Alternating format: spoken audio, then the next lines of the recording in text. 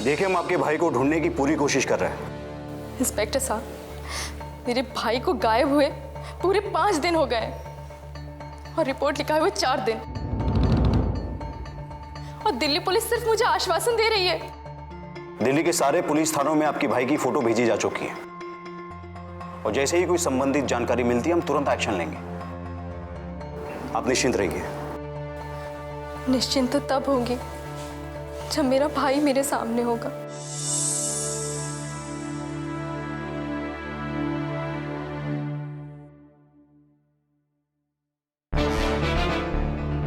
नरेंद्र की बहन शिल्पी का फोन था। अपने भाई को लेकर बहुत परेशान थी, रो रही थी और उसके दुख में पुलिस की प्रति नाराजगी साफ झलक रही थी। समझ में नहीं आ रहा केस को कैसे सॉल्व करें। लाख कोशिशों के बावजूद भी अब तक कोई सुराग हाथ नहीं लग रहा। पुलिस की लाचार व्यवस्था पर तो सभी नाराज होते हैं सर, और हम पुलिस वाले कोई भगवान तो नहीं जो केस हाथ में आते ही सॉल्व कर दे। पब्लिक तो यही सोचती है सर। पब्लिक क्या सोचती है हमें वो नहीं सोचना, हमें वो करना है जिसकी पब्लिक हमसे अपेक्षा करते हैं। Understood? Sorry sir. Sir, wireless पर सूचना मिली है कि घने जंगलों के बीच किसी आदमी का कंकाल मिला है जिसे जंगली जानवर खा गए हैं। अच्छा, ये वायरलेस पे और कोई सूचना मिली है? सर, आईडी प्रूफ मिला है।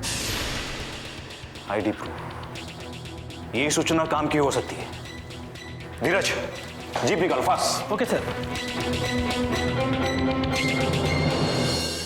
नहीं इंस्पेक्टर, ऐसा नहीं हो सकता। मेरे भाई का कोई कत्ल क्यों करेगा? मेरे भाई ने किसी का क्या बिगाड़ा है? नहीं, आपको गलतफहमी भी तो हो सकती है सर। कोई गलतफहमी नहीं हुई मिस शिल्पी। ये कंकाल नरेंद्र सैनी का ही है और ये बात कंफर्म हो चुकी है। आप कंफर्म कैसे कह सकते हैं सर कि वो कंकाल मेरे भाई का है? और कंकाल देखकर अंदाजा लगाया जा सकता है, कंफर्म नहीं किया जा सकता। लेकिन घटनास्थल से मिला ये आई कार्ड, ये सीधे सीधे आपके भाई की तरफ इशारा करता है। और फॉरेंसिक रिपोर्ट से भी क्लियर हो गया कि जिस आदमी का कंकाल वहां मिला है उसकी मौत 6 दिन पहले हुई है और आपके भाई को गुम हुए भी 6 दिन ही हुए। नहीं, नहीं।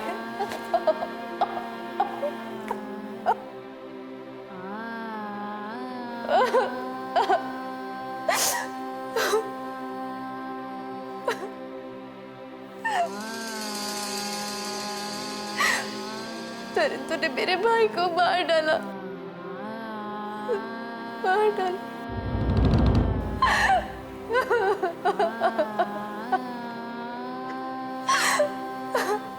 शिल्पी जी, आप रोकर अपने भाई की आत्मा को दुख पहुंचा रही है।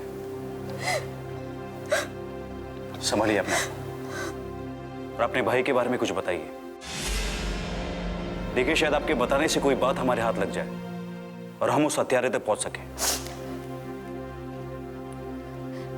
कैसी जानकारी इंस्पेक्टर? शिल्पी जी, बताइए कि आपका भाई किस तरह के लोगों से मिलता जुलता था?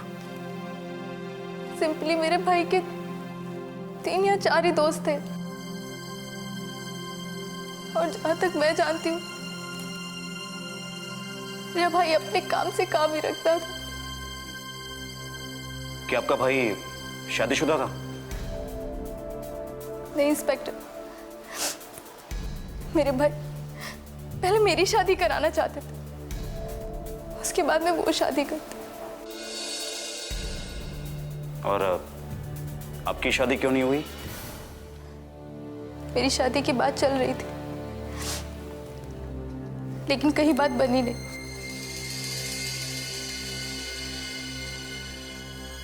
देखिए, हम आपसे सीधे सीधे सवाल कर रहे हैं कि आपका किसी के साथ कोई अफेयर? अफेयर?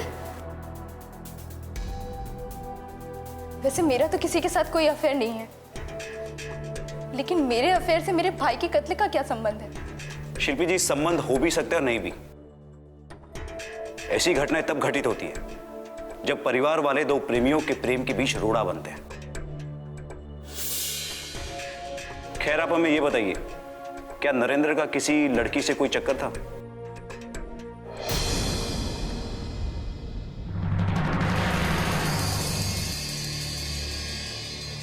सर कोई तो बात है।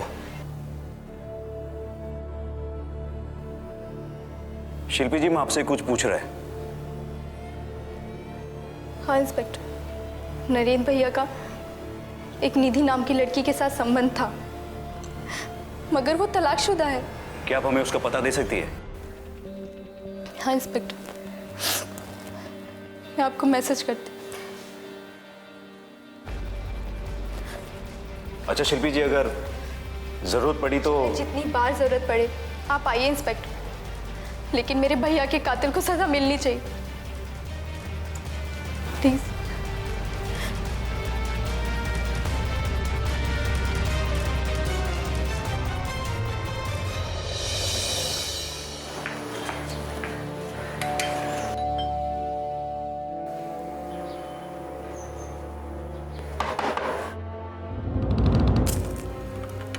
कौन है?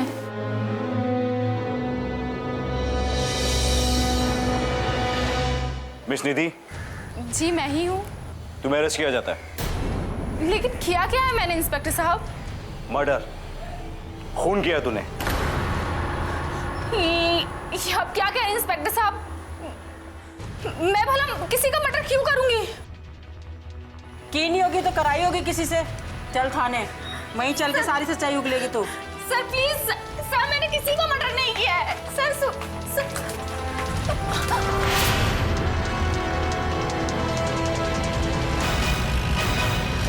अगर तूने सच नहीं बोला ना तो तेरी वो हालत करूंगी कि तू जिंदगी भर याद रखेगी।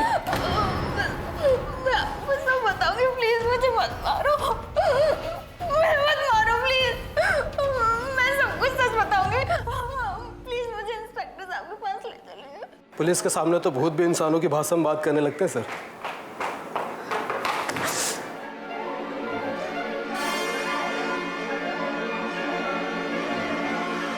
नरेंद्र का मर्डर कैसे हुआ?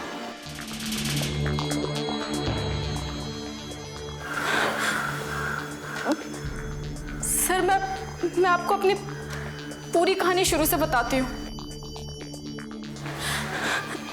सर मुझे नहीं पता कि आप विश्वास करेंगे या नहीं, लेकिन जो कुछ भी मेरे साथ हुआ वो ना तो मैं बदल सकती हूँ और ना आप। देखिए, अगर आपकी बातों में सच्चाई है तो हम आप पर भरोसा जरूर करेंगे। आप कहिए। सर मेरी शादी राजन से जरूर हुई थी, लेकिन राजन बहुत ही अत्याचारी था। मैं जितने दिन भी उसके साथ रही, उसने सिर्फ मुझ पे जुल्म ही किए। कोई और औरत होती ना तो शायद उसको मार डालती या आत्महत्या कर लेती, लेकिन मैंने ऐसा कुछ भी नहीं किया साहब, कुछ भी ऐसा नहीं किया। जब उसके अत्याचार, उसके जुल्म मुझसे नहीं सह गए तो मैं उससे तलाक लेकर अलग हो गई। देखिए, आपके तलाक से हमें कोई मतलब नहीं है। इस मर्डर से आपका क्या ताल्लुक है वो बताइए। सर मैं वही बता रही हूँ आपको। जब राजन से मैं अलग हुई तो मेरे पास इतने पैसे भी नहीं थे कि मैं कोई घर या रूम किराए पर ले सकूं।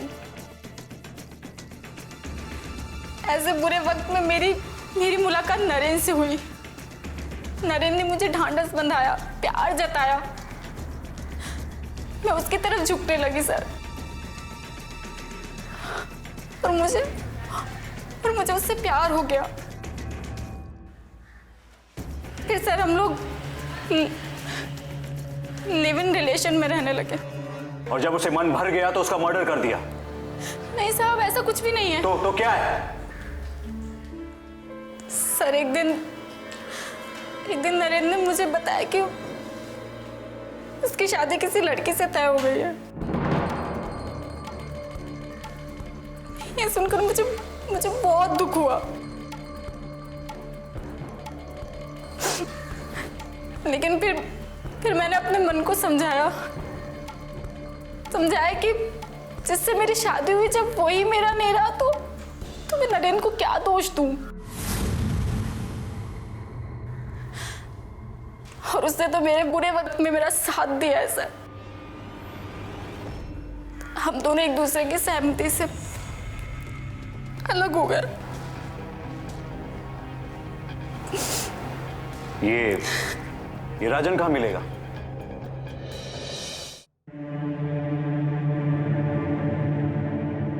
सर राजन,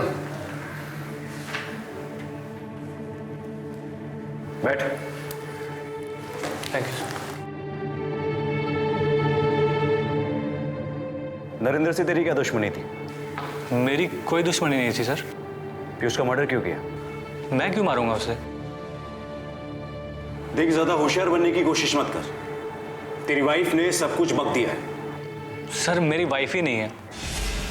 फिर निधि कौन है? सर वो वाइफ थी, पर अब तलाक हो चुका है हमारा। फिर निधि ने ऐसा क्यों कहा कि नरेंद्र के मर्डर में राजन का हाथ है? सर वो एक नंबर की बदतमीज औरत है, और उसके बारे में सर आप मुझसे बात भी मत कीजिए। एक नंबर की लालची है वो। लालची? कैसी लालची? दौलत की लालची सर। और इसीलिए वो मुझे छोड़ के नरेंद्र के पास चली गई थी। और गुस्से में आकर तुमने उसका मर्डर कर दिया?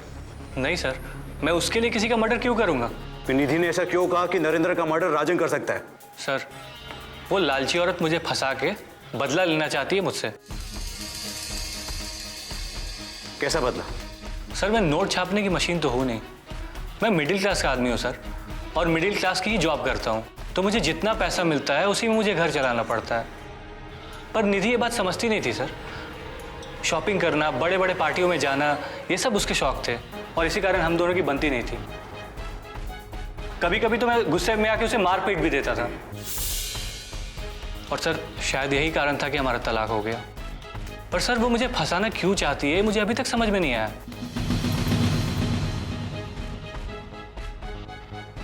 अच्छा एक बात बताओ, नरेंद्र का मर्डर कौन कर सकता है?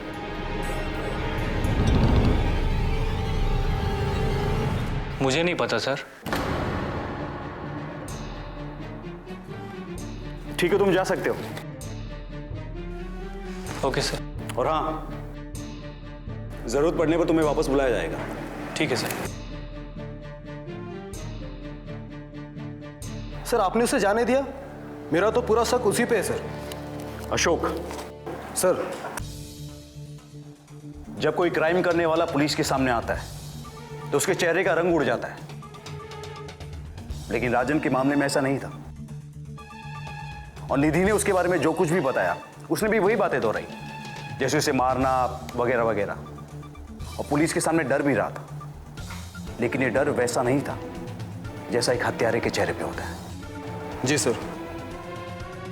और निधि के बयान में भी सच्चाई नजर आ रही है, लेकिन शिल्पी तो कुछ और ही कह रही है।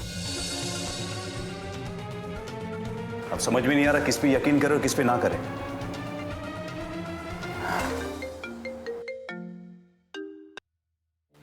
हेलो इंस्पेक्टर, मैं नरेंद्र की बहन शिल्पी बोल रही हूँ। निधि ने कुछ बताया क्या? इस मामले में निधि बेकसूर है, उसे छोड़ दिया गया। क्या? भी आपके कहने पर हमने निधि को पुलिस स्टेशन में बुलवाया, उसे कड़ी पूछताछ की। राजन को भी पुलिस स्टेशन बुलवाया गया, लेकिन उसका भी इस केस से कोई लेना देना नहीं है, इसलिए उसे भी छोड़ दिया गया। That's it.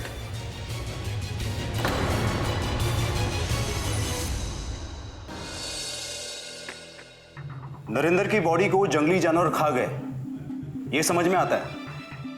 और शिल्पी का यह सोचना कि उसके भाई की हत्या हुई है, यह भी समझ में आता है। और पोस्टमार्टम रिपोर्ट से भी क्लियर है कि हत्या करके लाश जंगल में फेंकी गई है, या फिर हत्या वहीं हुई है। अच्छा, तुम्हें क्या लगता है क्या हो सकता है इसके पीछे?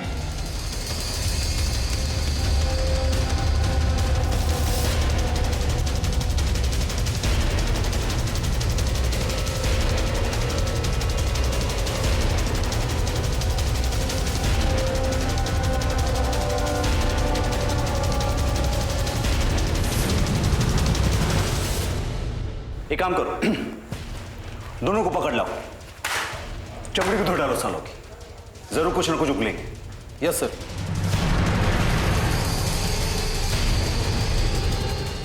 चल मैंने कुछ नहीं किया साहब। चल अंदर, चल। ये चुप।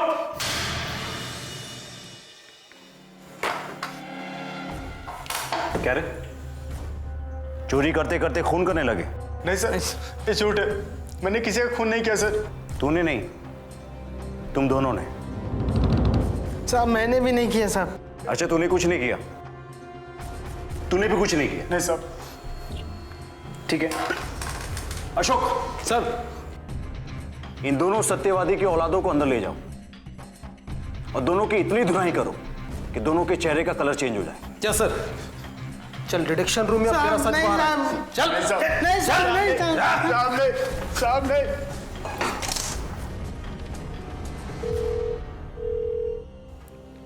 जी शिल्पी जी, जी मैं इंस्पेक्टर नोटियाल बोल रहा हूँ। जी बोलिए। जी, आपके भाई के हत्यारे पकड़े गए। क्या आप सच कह रहे हैं? जी इसका मतलब राजन और निधि बेकसूर है? हाँ, वे दोनों बेकसूर हैं। इंस्पेक्टर साहब, आप उन दरिंदों को छोड़िएगा नहीं। मैं अभी आती हूँ।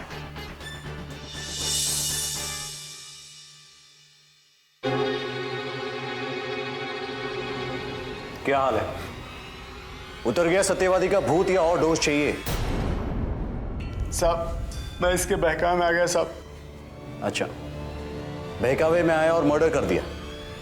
हाँ, क्यों मारा नरेंद्र को? साहब मेरी गर्लफ्रेंड मुझे छोड़कर उसके साथ भाग जाने के लिए राजी हो गई थी। ये बात जब मुझे मालूम पड़ी तो मैंने इसको बताया। फिर हम दोनों ने रातों रात उसे जान से मारने का प्लान किया और उसे एक लड़की से फ़ोन करवाकर धोखे से बुलाया। और नरेंद्र वहाँ आया जहाँ आने के लिए हमने कहा था। पहला बार उसके हाथ पर लगा और टर्न किया तो तब तक इसने दूसरे हथौड़े से उसके पेट में मारा और नीचे गिर गया। फिर हम दोनों ने उसे मार डाला साहब। इंस्पेक्टर साहब, कहाँ है मेरे भाई के हत्यारे? मैं उनका खून पी जाऊंगी, जिंदा नहीं छोड़ूंगी उन्हें। क्यों मारा मेरे भाई को? क्या बिगाड़ा था उन्होंने तुम्हारा? अरे दरिंदो, कम से कम इस बहन पे तो रहम किया होता। क्यों मारा? क्यों मारा? क्यों मारा?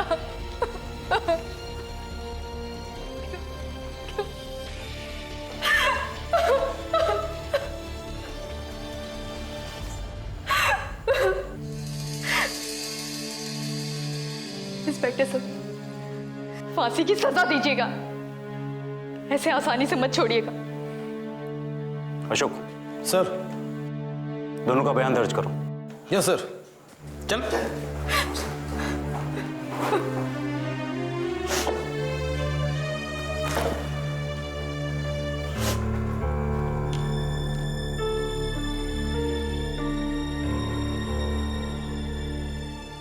शिल्पी जी, अगर आप ठीक है तो घर जा सकती हैं। इन पे तो मैं इतनी दफाएं लगाऊंगा कि इनकी जिंदगी नरक हो जाएगी। Thank you.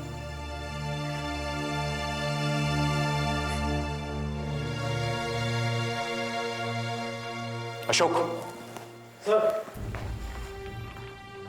राजन और निधि को फोन करके बता दो कि असली हत्यारे पकड़े गए। अब उन्हें डरने की जरूरत नहीं है।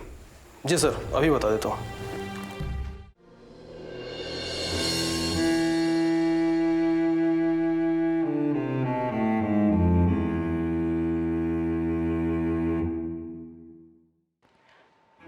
और कितना रोगी शिल्पी?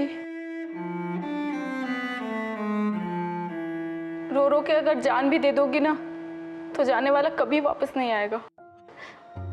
भैया की मौत ने मुझे तोड़कर रख दिया निधि। अच्छे बुरे का होश ही खो बैठी हूं। तुमको भला बुरा कहा। मुझे माफ कर दो निधि। बस करो, और कितना शर्मिंदा करोगी मुझे। और तुमने जो किया, अगर तुम्हारी जगह मैं होती तो मैं भी वही करती। नहीं निधि, मत रोको मुझे, भूल लेने दो मुझे। मैं सोचती थी तुम्हारे भैया के बीच कुछ चल रहा है। नहीं, मैं गलत थी। असल में भैया किसी और से मिलने जाते थे। कोई बात नहीं, ऐसी गलतफहमियां हो जाती हैं। और तुमसे एक बात पूछूं, बुरा तो नहीं मानोगी? पूछो। तुम्हें मुझ पे और राजन पर शक कैसे हुआ? नहीं निधि, मैं गलत थी। मुझे लगा तुम दोनों का तलाक मेरे भैया की वजह से हुआ है। कहीं तुम दोनों ही तो मेरे भैया की जान के दुश्मन तो नहीं बन बैठे। लेकिन नहीं, असली हत्यारे पकड़े जा चुके हैं, उनको सजा भी हो चुकी है। अब बस यही बात का चोटती है कि मेरी वजह से तुम दोनों को पुलिस का टॉर्चर झेलना पड़ा। एक बात कहूं, मानोगी? मानने वाली होगी तो जरूर मानूंगी। तुम और राजन फिर से एक हो जाओ। ये कभी नहीं हो सकता। तुम नहीं जानती कि राजन एक दुष्ट किस्म का इंसान है। वो अक्सर मुझे मारता पीटता रहता था, इसलिए मैं उससे अलग हुई हूँ। तुम नहीं जानती निधि, एक औरत को हमेशा एक मर्द के सहारे की जरूरत होती है, फिर वो सहारा एक भाई का ही क्यों ना हो।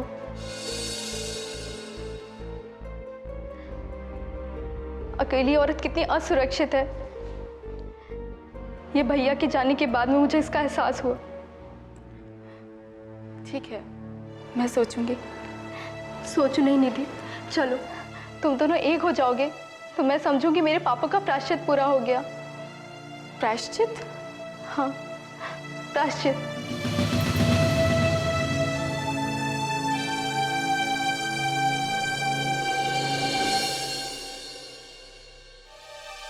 कहीं जाने की तैयारी हो रही है? तुम?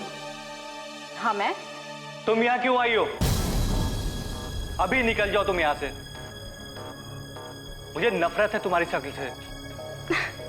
अब इतनी बुरी भी नहीं हो कि तुम मेरी सूरत से नफरत करो। मुझे कुछ नहीं सुनना है, तुम चली जाओ यहाँ से। मुझे गुस्सा आ गया तो धक्का मार के तुमको यहाँ से निकाल दूंगा मैं, समझी? हाँ, तो मैं भी तलवे चाटने नहीं आई हूँ और नहीं आना चाहती थी। वो तो शिल्पी ने कहा, इसलिए उसकी बात मानकर मैं। कौन शिल्पी?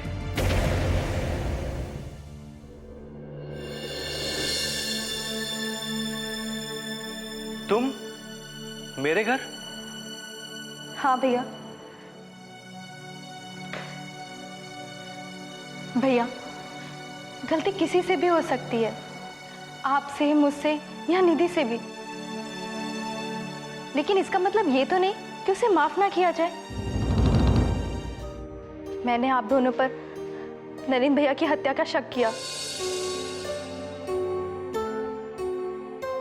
मैं यहाँ पर अपनी गलती की माफी मांगने आई हूँ। प्लीज मुझे माफ कर दीजिए। इट्स ओके, कोई बात नहीं है। नरेंद्र भैया तो अब नहीं रहे, उनकी कमी तो जिंदगी भर खलेगी।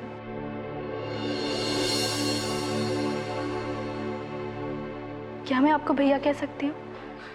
अभी तक तो तुम मुझे भैया ही कह रही हो। तो इस बहन की एक रिक्वेस्ट सुन लीजिए, कोर्ट से तलाक की अर्जी वापस ले लीजिए प्लीज। लेकिन इनसे कह दो कि मुझे मारपीट बिल्कुल पसंद नहीं है।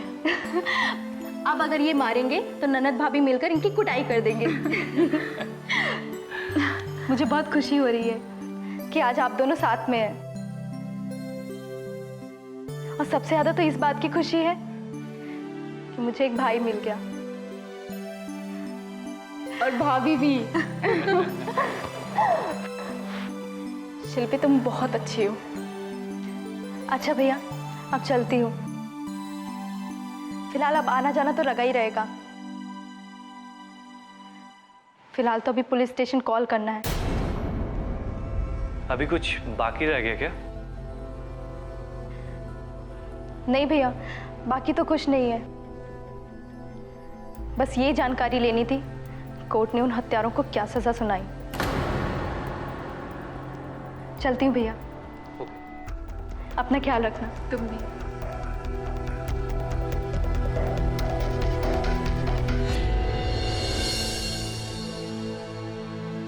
आज शिल्पी की वजह से ही हम दोनों फिर से एक हो गए, पर उसका ध्यान अब भी पुलिस स्टेशन और कोर्ट पर ही है, जब तक उन्हें सजा नहीं मिल जाती है। कल नरेंद्र के केस की कोर्ट में सुनवाई है। हमने फाइल तैयार कर दी है, कल दोनों को कोर्ट में पेश करना है। नरेंद्र की बहन ने निधि और राजन के बीच समझौता करा दिया सर। अच्छा, तुम्हें कैसे पता? लैंडलाइन पर फोन आया था सर आपसे बात करने के लिए। आप बाहर गए थे तो मैंने बात की। चलो, ये काम उसने अच्छा किया। वैसे दोनों है कहाँ? वहीं सर जहाँ पहले रहते थे, अब साथ में रहने लगे हैं। नरेंद्र की बहन ने तो ये भी बताया कि 1-2 दिन में कोर्ट से तलाक की अर्जी भी वापस लेने वाले हैं। चलो, अब किसी का उजड़ा घर बस जाए तो अच्छी बात है। तुम एक काम करो, ये नरेंद्र की केस की फाइल वापस निकालो। सर वो केस तो क्लोज हो चुका है। हाँ जानता हूं, लेकिन ऐसे ही देखना चाहता था। Okay sir.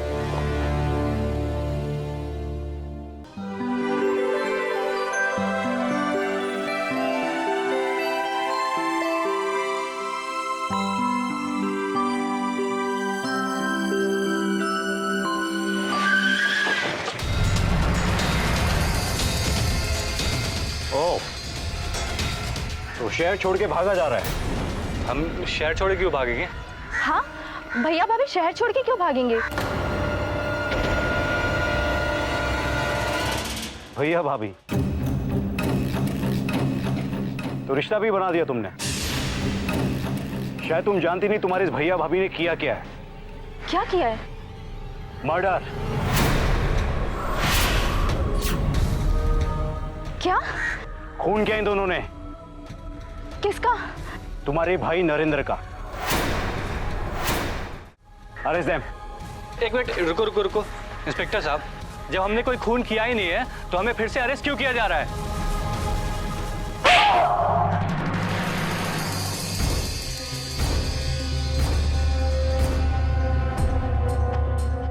तू यही सोच रहा होगा ना कि एक बार तुझे छोड़ने के बाद मैंने वापस क्यों गिरफ्तार किया। क्या करूं, ये शक का कीड़ा मेरा पीछा ही नहीं छोड़ता, और छोड़ेगा भी कैसे? नरेंद्र की खून की कोई और वजह भी तो नहीं थी जो शक किसी और पे जाता। मैंने तेरे पीछे अपने 2 खबरी लगा दिए थे जो 24 घंटे तेरी निगरानी रखे हुए थे, जिसकी तुझे खबर नहीं थी। फिर मैंने एक दूसरा ड्रामा रचा, 2 आदमियों को पकड़कर उन्हें नरेंद्र के खून के इल्जाम में अंदर कर दिया, जबकि वे नॉर्मल से छोटे मोटे पॉकेट मार थे। महीने 15 दिन में छूट जाएंगे, लेकिन उससे मुझे काफी सहायता मिली। मर्डर वेपन ले आओ। Yes sir. आप मुझे फंसाना चाहते हो? बेटा, मैं इतने शातिर दिमाग वाले को फंसाना नहीं चाहता, बताना चाहता हूं। सर,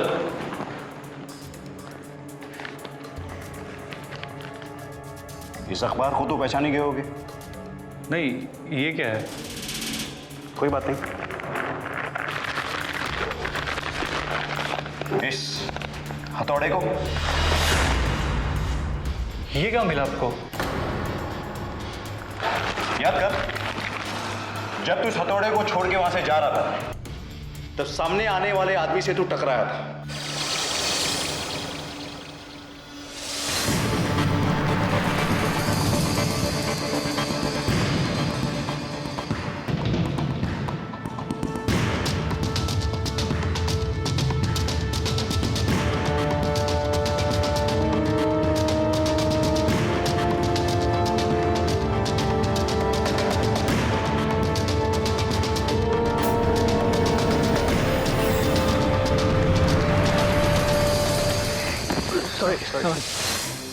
और जहां तूने हथौड़ा फेंका था, उस समय तो आदमी वहां से चला गया था, लेकिन तेरे जाने के बाद वो आदमी वापस वहां आया था।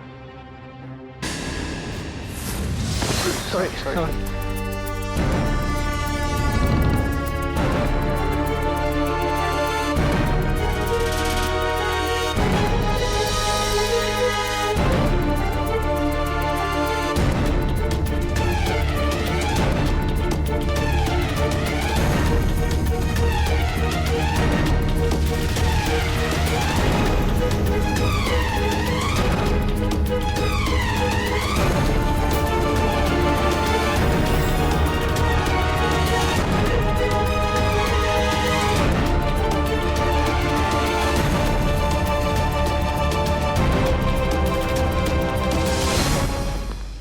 देख बेटा, फॉरेंसिक रिपोर्ट से क्लियर हो गया है कि इस हथौड़े पर तेरी ही उंगलियों के निशान है।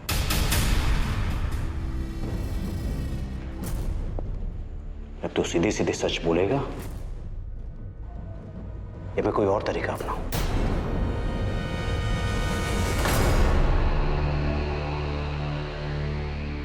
हाँ सर, ये खून मैंने ही किया।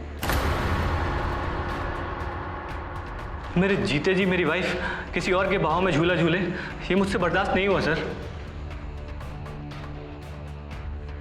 लेकिन तुम दोनों तो तलाक ले चुके हो। नहीं सर, तलाक के लिए अर्जी दाखिल किया था, तलाक हुआ नहीं था हमारा। चलो मान लिया, लेकिन तलाक लेने के बाद निधि तुमसे अलग तो हो ही जाती।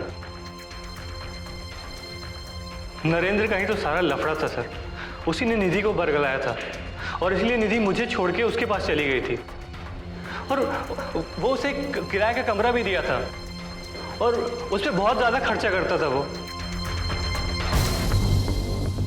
पर एक दिन अचानक निधि नरेंद्र को छोड़ के मेरे पास आई और उसने मुझसे कहा कि प्लीज राजन, इतने कठोर मत बनो, मैं अभी भी तुम्हारी पत्नी हूँ। है नहीं थी, अब मेरी कुछ नहीं लगती है तू, निकल जा मेरे घर से। ठीक है, मैं जा रही हूँ, लेकिन कल का अखबार जरूर देख लेना, उसमें मेरी मौत की खबर छपी होगी।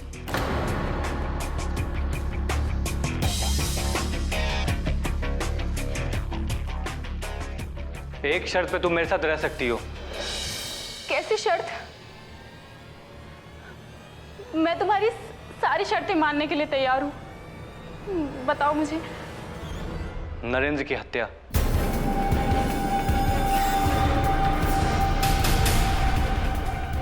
अगर तुझे मंजूर है तो रुक, वरना दरवाजा खुला है।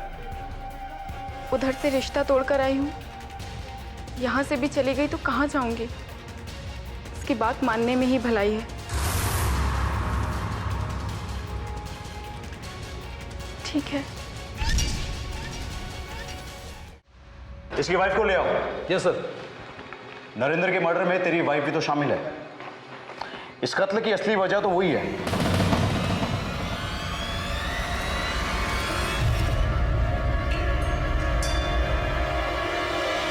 कमीनी, मेरे भाई को खा गई, मैं तेरा गला दबा दूंगी। आप शांत रहिए, इसको सजा कानून देगा। चल शुरू हो जा। मेरी शर्ट मारने के अलावा इसके पास कोई चारा नहीं था और इसने हाँ कर दी।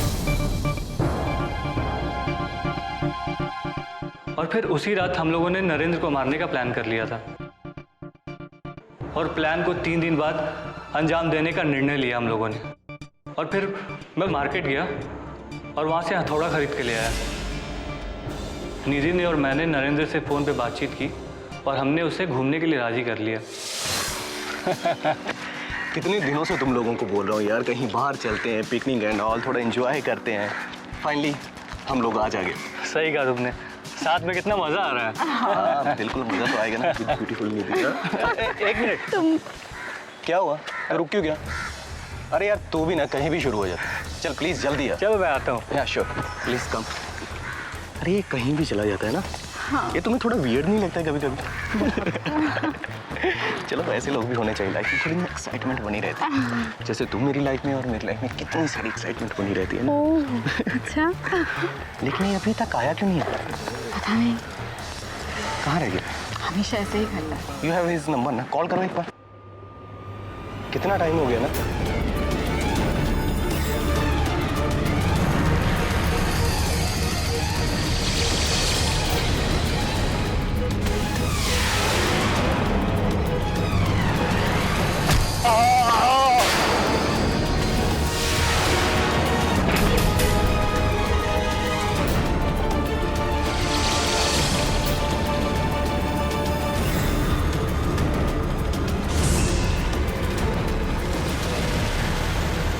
निधि, पकड़ इसका हाथ, पकड़। काम दे दे।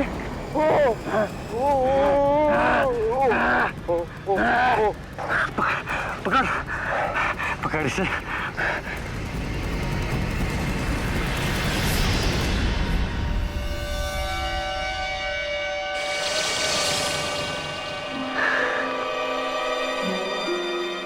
मर गया।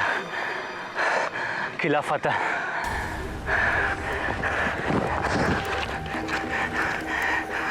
ये क्या कर रहे हो? थोड़ा बैग में डाल रहा हूँ। पागल हो गए हो क्या? इसे यहीं फेंक दो वरना हम पकड़े जाएंगे। बेवकूफ, अगर यहाँ फेंक दिया तो जरूर पकड़े जाएंगे हम। और तुम्हें पता है, अगर ये हथौड़ा पुलिस के हाथों लग गया तो हमारे फिंगरप्रिंट्स उनके पास आ जाएंगे और उनके लिए बहुत आसान हो जाएगा हम तक पहुँचने में। चलो जल्दी चलो यहाँ से। अब इसे यहाँ झाड़ियों में फेंक दो, इसे जानवर खा जाएंगे तो हम पकड़े भी नहीं जाएंगे। जिंदगी में पहली बार तुमने अक्लमंदी की बात की है। चलो जल्दी चलो यहाँ से, इसको उठाओ।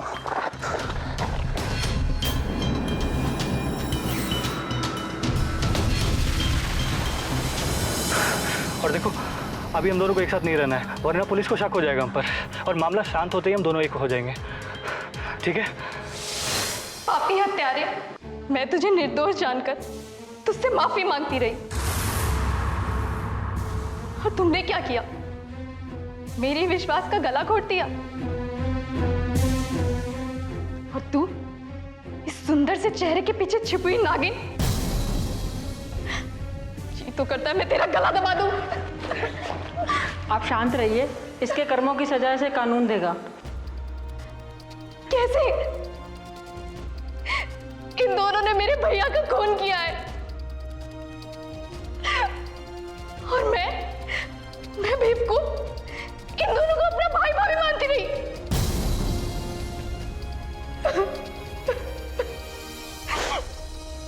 इंस्पेक्टर साहब, इन दोनों को छोड़िएगा नहीं, जहर पिला दीजिए इन दोनों को। शिल्पी जी, आप धीरज रखिए और कानून पर विश्वास कीजिए।